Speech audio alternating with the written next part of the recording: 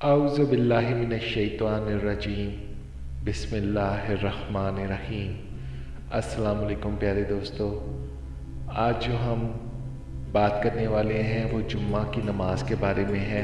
اللہ تعالیٰ ہر مسلمان کو جمعے کی نماز نصیب فرمائے، آمین۔ اس کی فضیلت بہت زیادہ ہے اسلام میں۔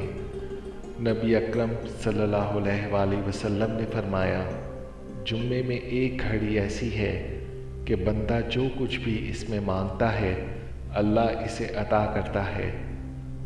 لوگوں نے عرض کیا، اللہ کے رسول یہ کون سی گھڑی ہے؟ آپ نے فرمایا، نماز جمعہ کھڑی ہونے کے وقت سے لے کر اس سے پلٹنے یعنی نماز ختم ہونے تک ہے۔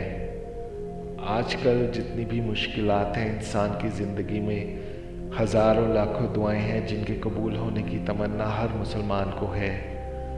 تو جو مسلمان جمعے کی نماز پڑھے وہ اس تمنا کے ساتھ پڑھے کہ اللہ تعالیٰ اس کی ہر دعا قبول فرمائیں گے جو اس کے حق میں بہتر ہو۔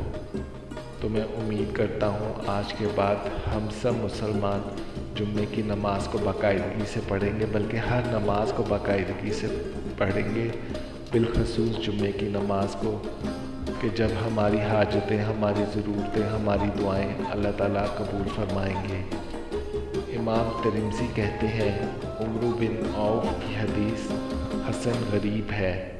اس باب میں ابو موسیٰ، ابو ذر، سلیمان، عبداللہ بن سلام، ابو لبابہ، سعد بن عبیدہ اور ابو امامہ رضی اللہ عنہم سے بھی احادیث آئی ہیں، اور اس کا جو سٹیٹس ہے وہ ہے ضعیف، اور اس کا جو سنہ ترمذی نمبر 490 میں بھی آپ اس کو پڑھ سکتے ہیں۔